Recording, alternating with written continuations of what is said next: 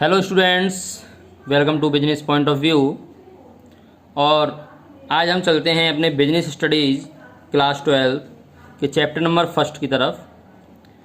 देखिए, आपने अभी तक जो 11 में पढ़ा था बिजनेस के अंदर, उसमें आपको बहुत छोटी छोटी चीज़ों से ज्ञान हो गया होगा कि बिजनेस स्टडीज़ हमारी किससे रिलेटेड है, क्यों पढ़ी जाती है और कॉमर्स सेक्शन में एक बिजनेस स्टडीज़ का क्या महत्व है।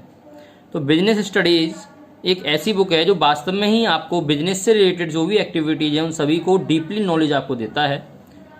तो आपको सभी टॉपिक्स को बहुत ही डीपली पढ़ना है और अपने माइंड पर ये इफ़ेक्ट डाल करके देखना है कि अगर कोई भी टॉपिक, कोई भी सेंसेबल लिखने के लिए आता है तो हम उसको केवल रट करके नहीं बल्कि समझ करके उस पॉइंट ऑफ व्यू को अपने अकॉर्डिंग नोट कर सकें। तो उसी के अकॉर्डिंग आपको मेरी लैंग्वेज में सुनना है और उसको अपनी लैंग्वेज में कन्वर्ट करके आप नोट्स के रूप में अपनी कॉपी पर उसको नोट करेंगे। तो चैप्टर नंबर फर्स्ट है हमारा बिजनेस स्टडीज़ का nature and significance of management, यानी कि मैनेजमेंट के नेचर क्या हैं, सिग्निफिकेंस क्या हैं। तो सबसे पहले बात आ रही है मैनेजमेंट के नेचर एंड सिग्निफिकेंस की। तो सबसे पहले हम देखेंगे मैनेजमेंट क्या है, व्हाट इज मैनेजमेंट। मैनेजमेंट एक ऐसा वर्ड है जिसको आप बार बार सुनते हुए आ रहे होंगे और काफ़ी सालों से सुन रहे होंगे, लेकिन परफेक्ट आपको अब डिफाइन कर दिया जाएगा कि मैनेजमेंट है क्या है मैनेजमेंट। तो देखिए, कोई भी कार्य हो विदाउट मैनेजमेंट नहीं किया जा सकता है, चाहे वो एक पारिवारिक कोई समारोह है या आपके विद्यालय स्तर पर कोई समारोह है या कोई भी कार्यक्रम है, उसमें मैनेजमेंट की अति आवश्यकता होती है। सो मैनेजमेंट क्या है अकॉर्डिंग टू BS, वो हम देखेंगे।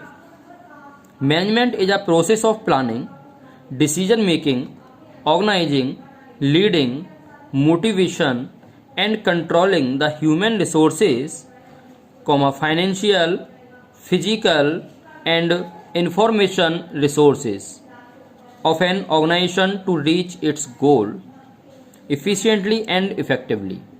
It means मैनेजमेंट एक प्रक्रिया है। मैनेजमेंट क्या है? एक प्रोसेस है, एक प्रक्रिया है। किस चीज़ की प्रक्रिया है ये? प्लानिंग की, डिसीजन मेकिंग की, ऑर्गेनाइजिंग यानी कि संगठन करने की, लीड करने की, किसी व्यक्ति को मोटिवेट करने की, उसको कंट्रोल करने की। और अब ये सभी चीज़ें ये कह रहा है कि हम क्या क्या किस पर करें, यानी प्लानिंग करना है, डिसीजन मेकिंग करना है, ऑर्गेनाइजिंग करना है, लीडिंग करना है, मोटिवेशन करना है। तो हम किसको मोटिवेट करें, किसको कंट्रोलिंग करें। तो उसके लिए कह रहा है कि human resources, financial, physical and information resources, यानी कि आप ह्यूमन रिसोर्सेज को कंट्रोल करेंगे, उसको मोटिवेट करेंगे।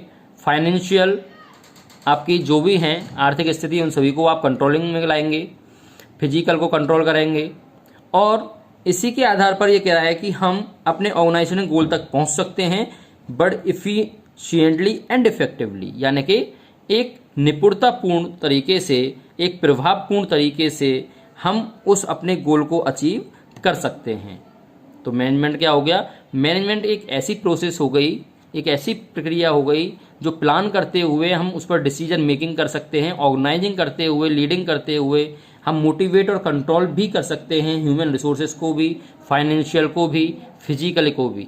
तो ये सभी हमारी जो इन्फॉर्मेशन होती हैं, ये सभी ऑर्गेनाइजेशन के गोल तक पहुंचने में सहायक होती हैं, जिससे हम आसानी से अपने ऑर्गेनाइजेशन गोल तक इफ़िशिएंटली और इफेक्टिवली तरीके से पहुंच सकते हैं। ओके, अब हम इसको 2 लाइन में डिफाइन करेंगे कि मीनिंग ऑफ मैनेजमेंट, कि मैनेजमेंट की मीनिंग क्या है।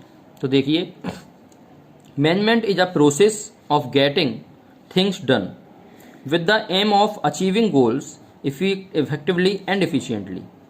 देखिए, सबसे इंपॉर्टेंट वर्ड आपके इफेक्टिवली और एफिशिएंसी, ये 2 वर्ड हैं। तो ये कह रहा है मैनेजमेंट एक ऐसी प्रक्रिया है जिसको हम सभी थिंग्स को कार्य करते हुए अपने अचीविंग गोल्स तक, अपने एम तक, अपने गोल तक पहुंच सकते हैं, उसे अचीव कर सकते हैं, बट किस में? इफेक्टिवली और इफिशियंसी में, यानी कि एक निपुण तरीके से, एक प्रभावपूर्ण तरीके से हम अपने गोल को आसानी से प्राप्त कर सकते हैं मैनेजमेंट के द्वारा। अब इसकी हम पहले कुछ कंसेप्ट देखेंगे कि मैनेजमेंट के जो कंसेप्ट हैं उनको 3 टर्म्स में यहाँ पर डिफाइन किया गया है, वो कौन से हैं। तो जिसके अंदर पहला आपका आता है प्रोसेस। देखिए, प्रोसेस क्या है? प्रोसेस एक ऐसा वर्ड है जिसको आप पहले से सुनते हुए आ रहे होंगे, यानी प्रोसेस मीन्स प्रक्रिया। प्रोसेस मीन्स प्रक्रिया, यानी कि हम कह सकते हैं प्रोसेस रिफर्स टू सीरीज और सीक्वेंस ऑफ स्टेप्स, यानी कि स्टेप्स का एक सीक्वेंस है, एक सीरीज है। यानी कि management is a process because it perform series of functions to get the things done.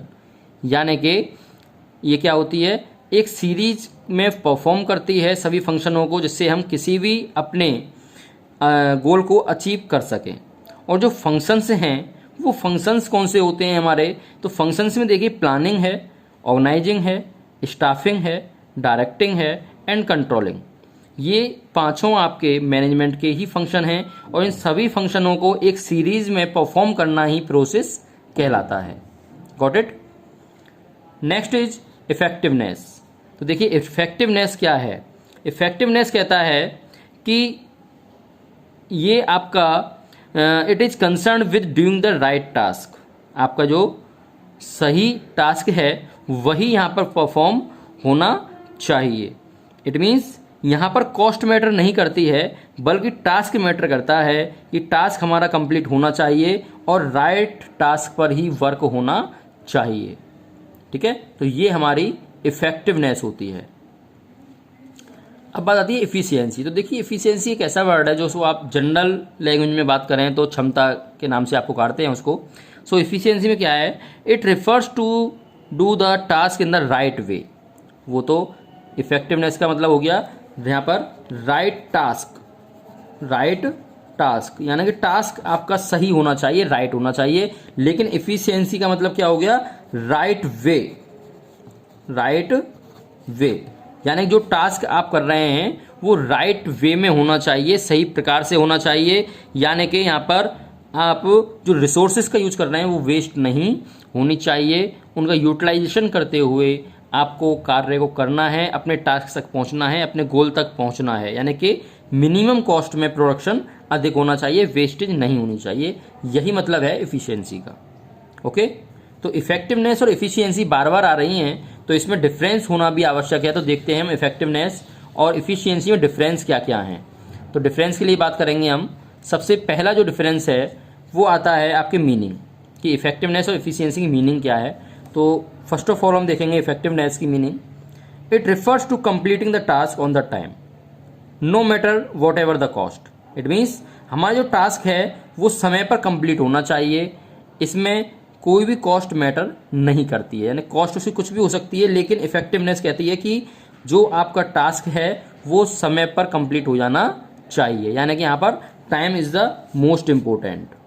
Okay, effectiveness में। एंड इफिशियंसी क्या कहती है, it refers to completing the task with minimum cost.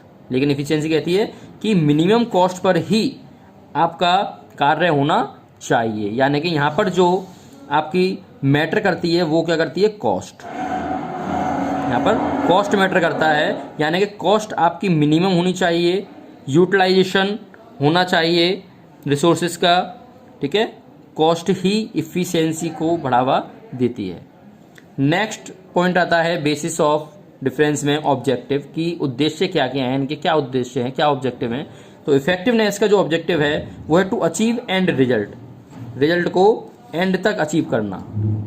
ठीक है, and to conduct cost benefit analysis. और efficiency का मतलब होता है कॉस्ट बेनिफिट एनालिसिस, यानी कि कॉस्ट के आधार पर एनालाइज किया जाएगा कि कॉस्ट आपकी प्रोडक्ट की राइट वे में है या नहीं है। Okay, and next is main consideration किस पर है, डूइंग द राइट टास्क। यानी इफेक्टिवनेस का मतलब होता है डूइंग द राइट टास्क, यानी कि सही कार्य किया गया है या नहीं किया गया है, टास्क हमारा राइट है या नहीं है। And efficiency doing the task in right way.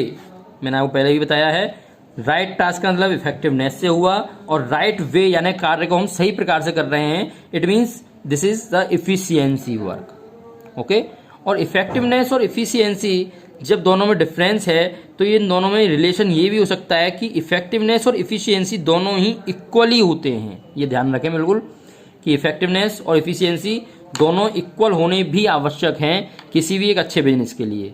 जैसे तराजू के दो पल्ले होते हैं और बिना पल्ले के किसी भी एक पल्ले से तराजू नहीं हो सकता है, नहीं तोला जा सकता है किसी भी आइटम को। वैसे ही ऑर्गेनाइजेशन एक तराजू की सुई के बराबर होती है, और जो दो पल्ले हैं वो आपके एक इफेक्टिव है और दूसरा इफ़िशियंसी है।